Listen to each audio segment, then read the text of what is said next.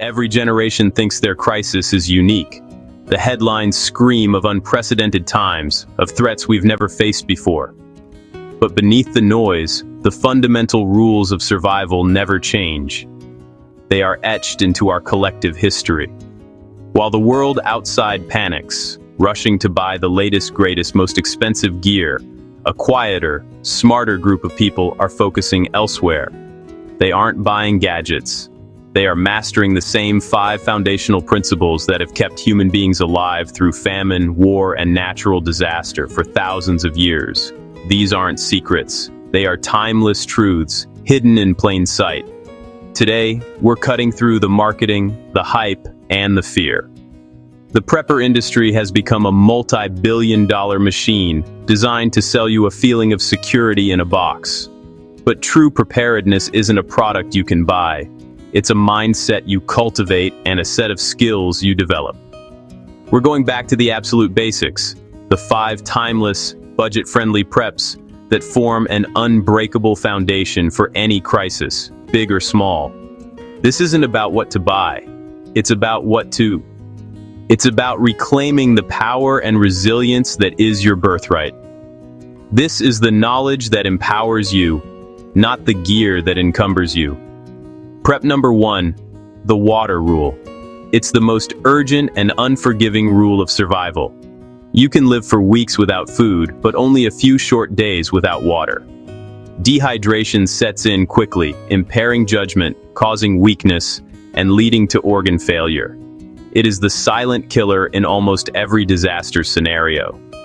So, what is your first and most critical prep?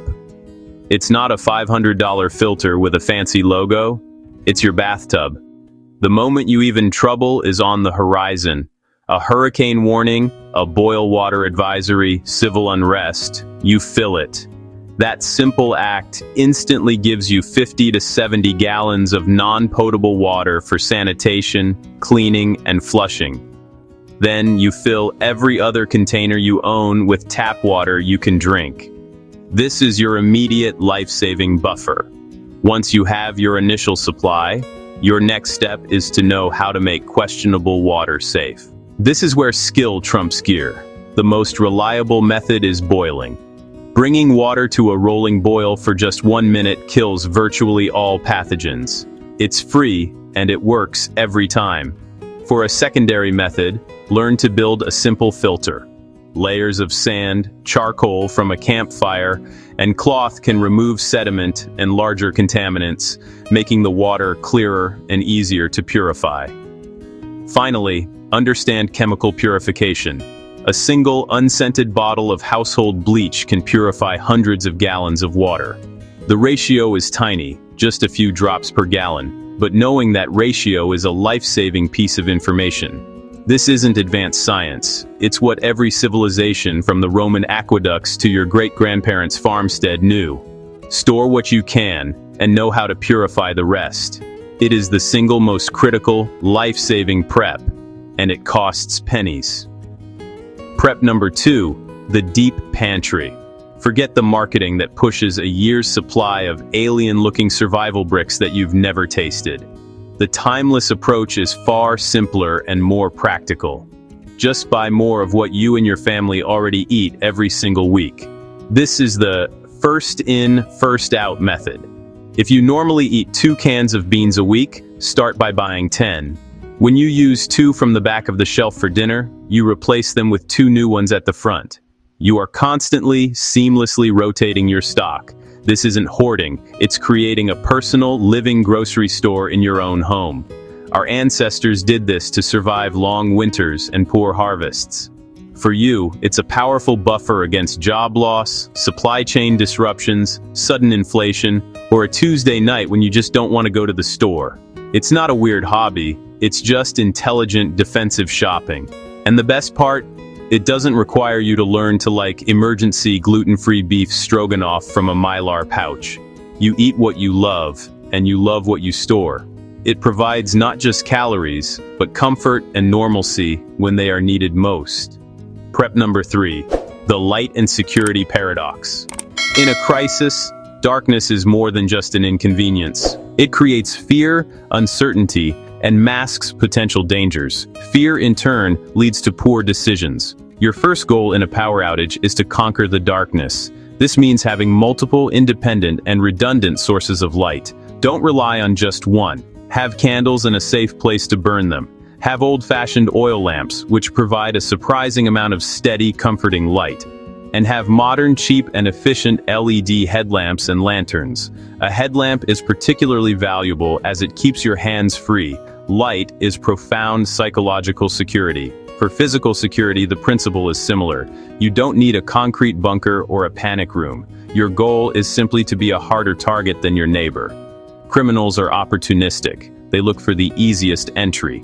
A simple piece of wood or a dowel in a window or sliding door track is a massive, visible deterrent. Reinforcing your door strike plates with longer screws is a 5-minute, $5 fix that makes a door exponentially harder to kick in. The goal isn't to be an impenetrable fortress. It's to not be the easiest, most inviting house on the block. It's about layers and deterrence, not confrontation. Prep number 4. The medical mindset. Here's a critical truth. A $10 first aid course is infinitely more valuable than a $1,000 med kit if you don't know how to use what's inside. The timeless prep isn't the bandage, it's the knowledge of how to stop bleeding. It's not the splint, it's knowing how to immobilize a fracture. It's not the CPR mask, it's knowing the rhythm and depth of chest compressions that can keep someone alive until help arrives. In a crisis, 911 may not be coming. You are the first responder. Our ancestors knew which plants could be used as poultices to heal wounds, and how to set a simple bone. Your modern version of that ancestral knowledge is taking a basic first aid, CPR, and stop the bleed class. These skills are the software. The kit is just the hardware. Your brain is the mechanic, and the supplies are just the toolbox. Focus on learning to treat the most common and life-threatening injuries: severe bleeding, shock, burns, and respiratory distress. This knowledge weighs nothing, costs little, and can make the difference between life and death. Prep number 5, and this is the one that modern prepping culture so often forgets, yet it is the most important one of all: your community. The image of the lone survivor, the rugged individualist against the world, is a Hollywood myth.